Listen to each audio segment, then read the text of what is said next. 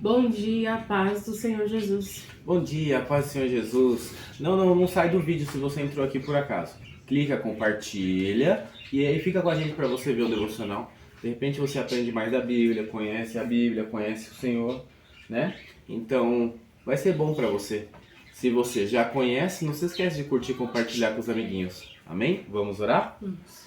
Senhor Deus, meu Pai, te agradecemos, Senhor, mais uma vez poder estar, Senhor, meditando na Sua palavra. Te agradecemos, Senhor, pela oportunidade de acordar mais um dia, Senhor, dispostos a ouvir a Tua voz falando com a gente. Senhor, usa, Senhor, esse devocional para chegar a mais casas que precisam ouvir a Tua voz essa manhã. Em nome do Senhor Jesus. Amém. Hoje vamos ler em Gênesis 11 e 12. Leia aí na sua casa os capítulos completos e eu vou ler aqui alguns versículos. Vou começar no 11, versículo 1. O título diz A Torre de Babel.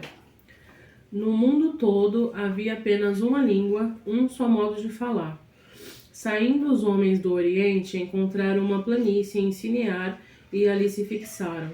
Disseram uns aos outros: vamos fazer tijolos e queimá-los bem. Usavam tijolos em lugar de pedras e piche em vez de argamassa.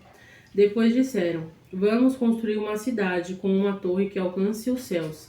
Assim nosso nome será famoso e não seremos espalhados pela face da terra.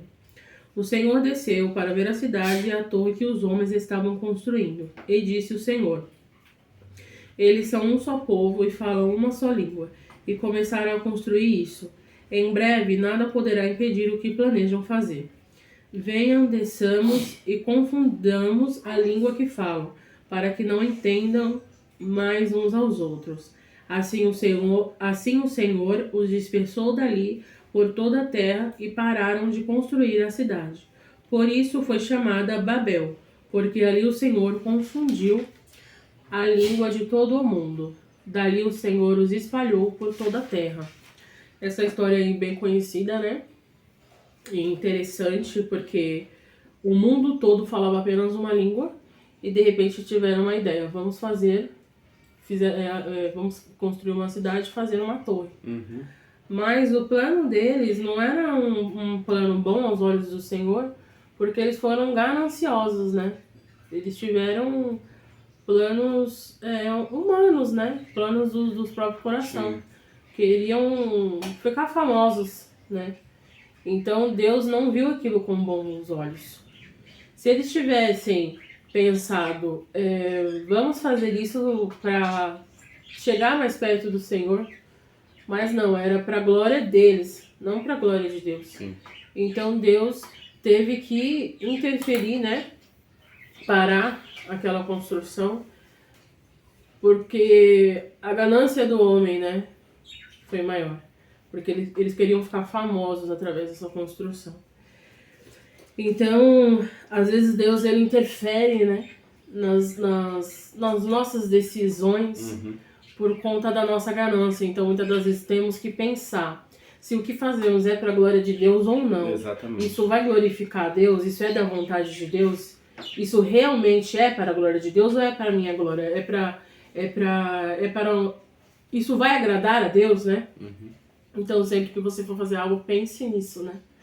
Então, ali, isso dividiu, né? Os povos, as línguas, né? As nações. Depois disso, depois da Torre de Babel. Isso é muito interessante, porque antes disso, era só uma língua, né? Sim.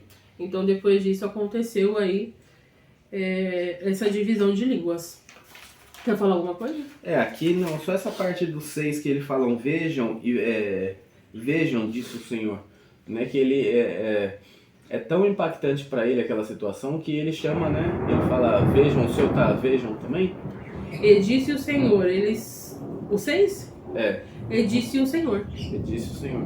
Então, mas por exemplo, aqui já dá pra gente ter mais uma noção de que, igual lá na criação, dá pra ter uma noção de que ele chamou outros para verem com ele, possivelmente a Trindade, Jesus e o Espírito Santo.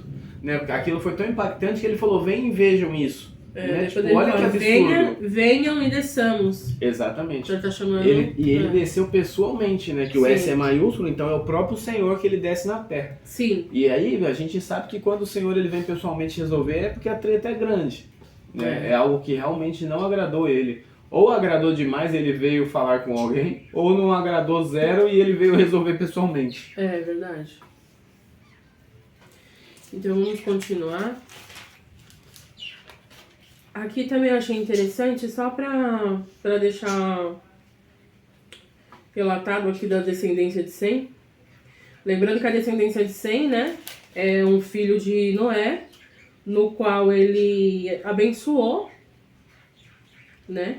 E a descendência de Sem é a descendência de Abraão, certo? Então, mas no caso, a tribo que está construindo aqui a Torre de Babel é a descendência de Cã. Que Noé amaldiçoou.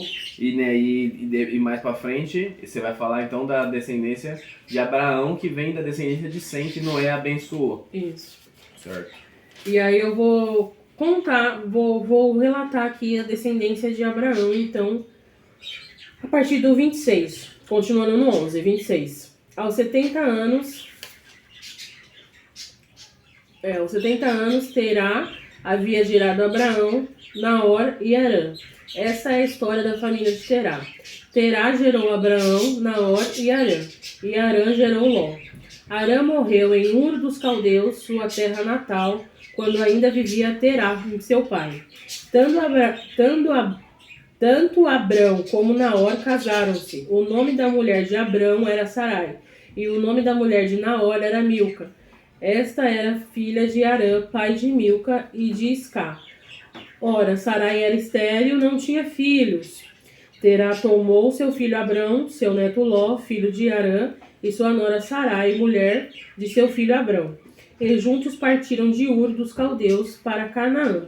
Mas ao chegarem em Harã, estabeleceram-se ali. E Terá viveu 205 anos e morreu em Harã. Logo depois, o chamado de Abraão no 12, capítulo 12. Então o Senhor disse a Abrão, chamado de Abrão. Eu falo Abraão, porque já é um costume, é Abrão ainda. Então o Senhor disse a Abrão, Abrão. Saia de sua terra, do meio dos seus parentes e da casa de seu pai, e vá para a terra que eu lhe mostrarei. Farei de você um grande povo, eu o abençoarei. Tornarei famoso o seu nome, e você será uma bênção. Abençoarei os que abençoarem, e amaldiçoarei os que o amaldiçoarem. E por meio de você, todos os povos da terra serão abençoados. 7. O Senhor apareceu a Abrão e disse, a sua descendência darei esta terra. Abrão construiu ali um altar dedicado ao Senhor, que lhe havia aparecido. O Senhor apareceu a Abrão. Lembrando que o Senhor fez uma promessa, né? O chamado de Abrão ali. Farei de você um grande povo e o abençoarei. Tornarei famoso o seu nome. O povo ali da Torre de Babel querendo ser famoso. Deus ali foi lá e tornou uma descendência de Sem, né? Abrão. Tornarei você famoso. Quem famoso? Uma pessoa improvável. Por que improvável? Porque ali no versículo 30, o que está escrito? Ora, Sarai era estéril, não tinha filhos. Como que ele faz uma promessa de uma geração inteira? Farei de você um grande povo e o abençoarei, tornarei famoso o seu nome, você será uma bênção. Abençoarei os que abençoarem, amaldiçoarei os que amaldiçoarem. E por meio de você, todos os povos da terra serão abençoados. Por quê? Porque Deus faz dos improváveis os mais prováveis. Os últimos serão os primeiros. Os últimos serão os primeiros. Então, muitas das vezes a gente desacredita, né? Mas Deus, ele é assim. Ele pega aqueles que não é, né? E faz ser os humilhados serem exaltados, né? Isso não está na Bíblia, sou eu que estou falando, tá? Mas Deus, ele faz isso. Se você acha que não tem jeito, é porque tem, né? Deus, ele adora resolver um problema que ninguém sabe como. Ele é o Deus do impossível, né? Ele é o Deus do impossível.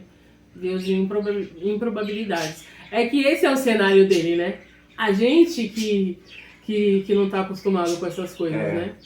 Esse não é o nosso cenário, esse não é o nosso habitat, mas esse é um lugar normal de Deus. O cérebro humano está acostumado a resolver tudo ao seu alcance, né? Se não está sob o seu controle, o cérebro humano repele e não quer fazer parte daquilo, né? A Bíblia não fala isso, mas eu acho que Abraão deve ter pensado, como assim? Mas a minha mulher não pode ter filhos. Eu sou casado, não tive filho até agora.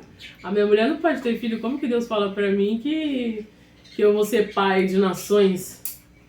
Mas sim, né? A gente já conhece a história e vamos falar mais disso pra frente, né?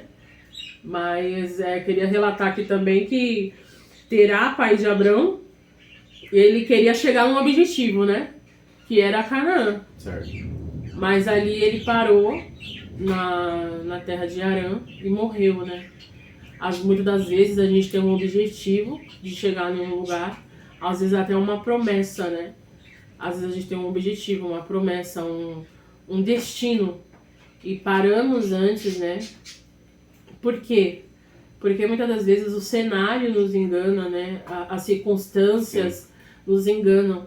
Então, como que eu posso dizer? Aqui tem várias possibilidades, né? Ele pode ter parado ali porque ele se lembrou do filho dele, ele queria ficar ali porque a terra chamava Arã, o filho Arã, e talvez, ou às vezes a promessa que foi para Abraão não era para ser para Abraão, podia ter sido para Terá, mas Terá, às vezes a gente vê um grande cenário na Bíblia toda aí, que sempre que alguém está num objetivo de uma promessa, o inimigo ele acredita mais em nós do que nós mesmos. Então ele sabe que se a gente confiar no Senhor, o Senhor ele vai dar a caneta rosa aqui pra gente. Só que no meio do caminho, como ele sabe que você está indo na direção e ele não pode te parar diretamente, porque você tá com os escudos da fé, né? O que ele vai fazer? Ele vai colocar, o Senhor ele te prometeu a caneta rosa. Para te fazer parar, ele vai colocar a lapiseira rosa no seu caminho. Então Satanás ele vai fazer de tudo pra te enganar. Você vai falar assim, nossa, realmente parece com a promessa, porque tem o rosa no final, né? Mas não é o lápis rosa, a lapiseira rosa, era a caneta rosa. Mas aí ele vai te colocar algo que até parece a promessa no caminho para fazer você parar, para você não chegar na promessa. Então tome cuidado, preste atenção. Preste atenção, porque muitas das vezes não é ainda a promessa, né? Sim. Preste atenção, não deixe o inimigo te enganar, não deixe o cenário, né, te enganar. Aqui, apesar de não falar do inimigo diretamente aqui nesse começo de Bíblia, tá falando, vai falar só na criação, né, que o inimigo usa a cobra, mas ele já estava agindo. Sim, ele age o tempo todo. Ele sopra no ouvido, ele sopra uma palavra, ele usa um inimigo. Então, você acha que Caim simplesmente, seu coração era mau, ele teve a ideia de ir lá matar seu irmão? Provavelmente o inimigo plantou aquilo nele, porque ele já viu que ele já não estava muito bom. Às vezes ele acordou, bateu o dedinho no pé da cama, ele tá mal. E aí de repente o inimigo lança uma seta, ou fala no ouvido, e você nem vai ver que aquilo veio de uma área externa. E ele sabe como nos atacar, ele sabe exatamente o que nos incomoda, ele sabe onde ele pisa. Às vezes Caim ele estava triste. Às vezes estava triste, porque porque Deus não tinha aceitado a oferta dele. Às vezes ele só estava triste.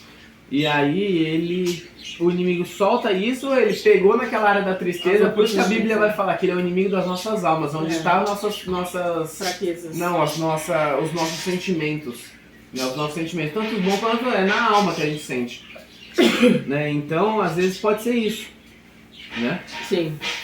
Então acho que é isso, né? E mais pra frente depois a gente vai falar, né?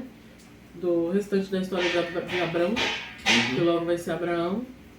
E aí vai ser muito interessante. Tá bom, vamos orar então. Vamos. Pai, obrigado mais uma vez por poder meditar na Tua Palavra, Senhor. Te pedimos, Senhor, perdão, Pai, se algo, Senhor, não saiu dentro do Seu contexto. Mas, Senhor, abre os nossos olhos espirituais, nossos ouvidos espirituais para ouvir a Tua voz cada vez que lemos a Tua Palavra, Senhor. Em nome do Senhor Jesus. Amém, Senhor. Tchau!